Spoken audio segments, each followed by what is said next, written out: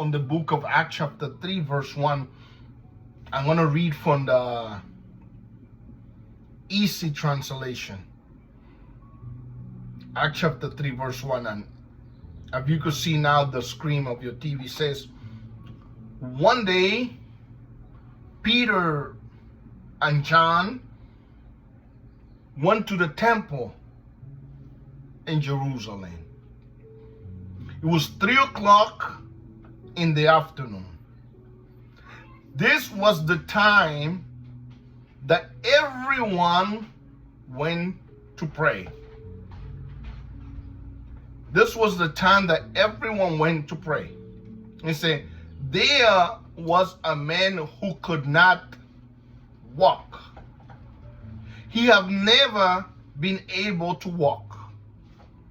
This man was never able to walk. Every day, just pay close attention to what I'm reading. That I'm going to try to read as clear as I can, and I'm going to try to go as slow as I can. Let me just go back and read from the beginning, please. Just pay close attention if you can, please. It said, one day, Peter and John went to the temple in Jerusalem. It was 3 o'clock in the afternoon. This was the time that everyone went there to pray. There was a man who could not walk. There was a man who could not walk. He had never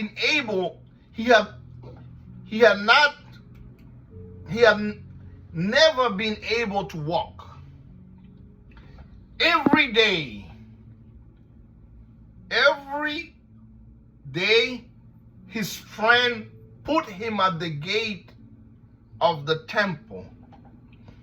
You know, the state of this man was so precarious, was so bad, that his friend would take him and carrying him there to the temple. In another word, this man was dependent always on somebody to take him somewhere. This man could not do anything for himself. So his friend put him at the gate of the temple. It was called the Beautiful Gate. As people were going through the gate, the man asked them for money. You know, most likely his friends, and especially this man, he thought that the most important thing that he needed was money. Because every day he will go there, a place where people were praying, a place where people were supposed to be believers, holy. And instead of asking for prayer, for anything else, he asked for money. He asked for a handout. He asked for crumbs. And when I look at this, I see how many people you know, or maybe you are one, who they spend their whole life asking for handout, asking for money, because they think that the only thing that they need is money.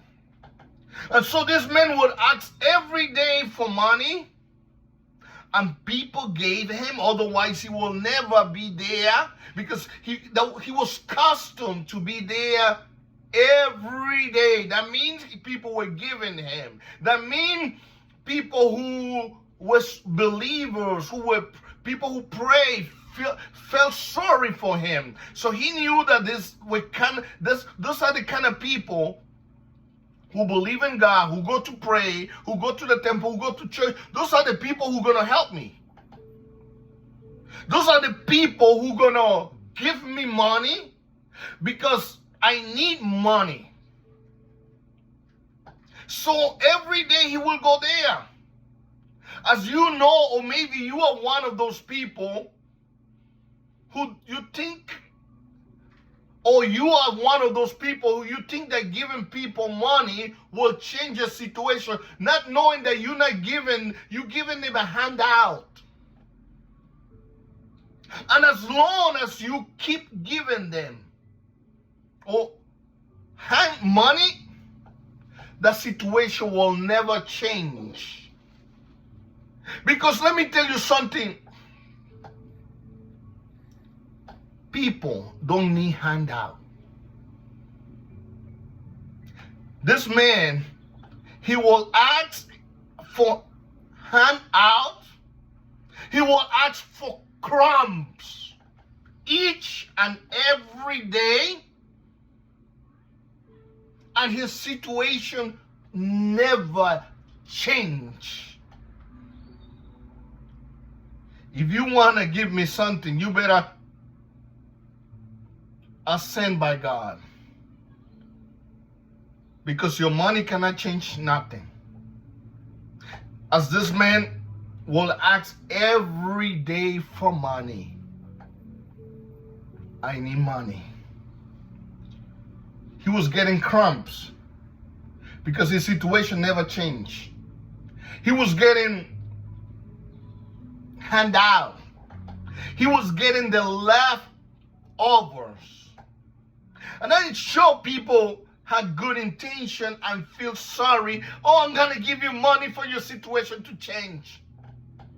Oh, I'm going to give you something for you to buy some food. But the problem is that the situation never changed.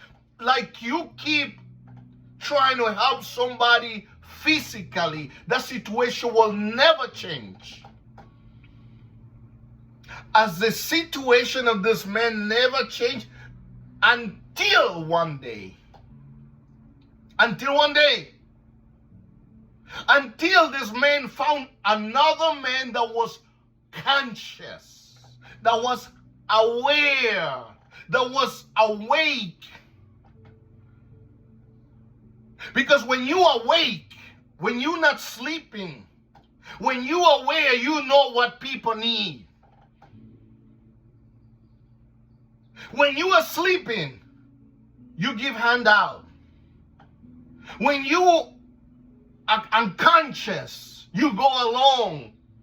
Oh, I feel so sorry for you. And cry. Don't cry for me, please. Jesus told the woman, don't cry for me. Cry for your son. Cry for him. Cry for your daughters.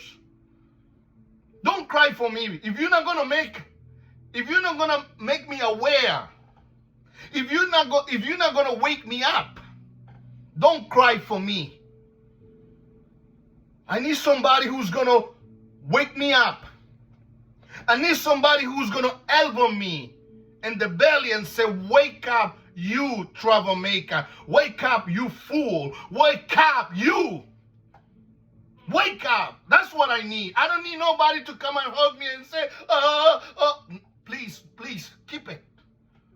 Keep it. Don't come and, I don't need that. I don't need that. Keep it for yourself. That's emotion. That's just feelings. That just, no, keep that for you. Keep that nonsense. I cry when I have pain. And you have to cry for God, I cry. And if you lose something that is valuable, a family or friends, you cry. But don't cry for me because your feelings are hurt. Don't cry to me. I don't need that. I need somebody who is aware, who is awake. Like those two men that met this man.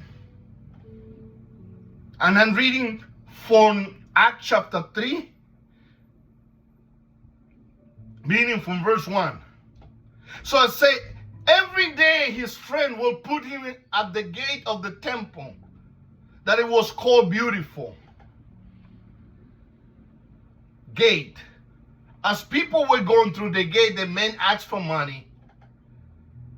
Handout. Handout. I teach my children, don't ask me, go and get it.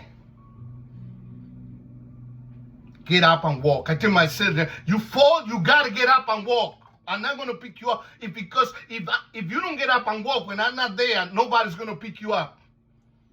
When my daughters fall, they're playing. Sometimes my wife go and pick them up. I don't pick them up. I say, you gotta get up. And don't just get up and walk. You know, sometime last week my daughter forgot her tests in school.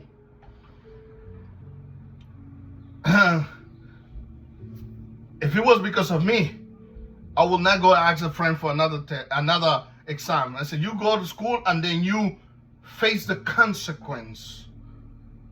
So you can realize that when you do something, you fall, you got to get up and you got to walk. And don't ask for people to do nothing for you. Because otherwise you become crippled. You know, there are people who have a physical disability. Of course. But the worst disability is the spiritual disability. That's the worst. Because I know people who is missing a part of their body, but they challenge themselves. They move forward. They say, no, don't call me like that. I'm not like that. I'm a man like you. I'm a woman like you. I can move forward. I can make a you know? But the worst is the spiritual disability. The spiritual disability is the one who's blind but don't want to see. So let's go straight to the point. You say, when Peter and John, that means that everyone else did not have the spirit of Peter and John. The others were religious people. Religious people. They were sleeping, unaware. Because when Peter and John arrived, verse 3 says, the men saw Peter and John as they were coming through the gate. So he asked them, give him some money.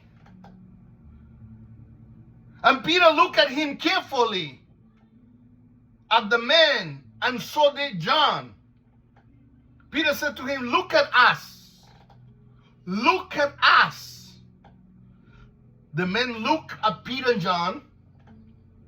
He thought they were going to give him some money. He thought that he was going to get some handout. Handout. Crumbs. Crumbs. Handout. There are people who live of handouts. Crumbs. Crumbs. And the worst are the ones who allow them to live of crumbs and handout. Because Peter and John said, this man don't need handout. This man don't need crumbs. This man need to get up, and not just get up, he need to walk. Because he have not been walking. He have been dependent on handout for people. So Peter said to the man, I do not have money. Peter said to the man, Peter did not say to the man, I'm going to give you $100. I'm going to give you $50. I'm going to give you $300, $600, $700. Peter did not say that to the man. You know what Peter said to the man? You know why? Because Peter was aware. Peter was awake. Peter was not unconscious. He was well conscious. He said, I do not have any money, but I do have something else that I will give to you. Jesus Christ of Nazareth, give me the authority to do this. Jesus Christ of Nazareth did not give me the authority to give you money, handout. He gave me the authority to do this. So now I tell you to walk. Now I tell you to walk. Not just walk. Get up and walk. The man get up and he began to walk. Peter hold his hand and say, now that you are up, walk. Now go by yourself. This man, from that moment on, not only that he stand up, but he walked. He was no longer heard or that we read living on handout. Because what he needed was the power of God. Somebody who will tell him, in Jesus Christ's name, get up and walk. And from today on, don't leave a hand down no more. Is this true or not? Your feelings are not going to change somebody. Your tears are not going to change somebody. Your handout are not going to change somebody's life. What's going to change somebody's life is when you are aware, awake, and we tell that person, in the name of Jesus, you got to get up and walk. Go ahead. Go ahead. I want to share another verse related to what we talk about. Can you see now? I'm going to change to the same Act chapter 3, but we're going to go to verse 15. Verse 16. You know, people were talking, arguing. What happened to the man? Peter explained it to it clearly. Look what it says. Acts chapter 3, verse 16. This crippled man was healed because we trusted Jesus. He wasn't healed because I gave him money, handout. He was healed because we trusted Jesus. It was Jesus' power that made him well. It is written. You can see this man and you know him. He was made completely well because of faith in Jesus. You saw it happen. There's nothing more clear than this. He said, this man is well, strong. This man no longer live of handout because of the power that we trust Jesus. And we told him, get up and walk. That's all it is. There's no mystery. There's no secret about. Say, he was made completely well because of faith in Jesus. It says, can you read it there? Yes. You all saw it happen. If it's not the power of God, or if we don't have the power to tell somebody, get up. I'm not talking maybe it can be, of course it can be done physically, but many people are walking in their two legs, but spiritually they down. And if we are not aware or awake to tell them get up and walk, we're gonna keep contributing to their misery by giving them handout. But Peter and John say, man, get up and walk. I have one thing that I can give you. and that will change your life forever, will make you independent, will make you different. In the name of Jesus, get up and walk. I want to share something with you, he said. He was made completely well because of faith in Jesus. You also happened. Jesus said, Peter said, there's no mystery. There's no secret. You know why he became well. And we can do the same thing if we have the Spirit. If we have the confidence. If we have the communion. If we have that relationship with the Creator. We can do the same and even more. What are we going to do? Are we going to contribute? Or are we going to say, get up and walk?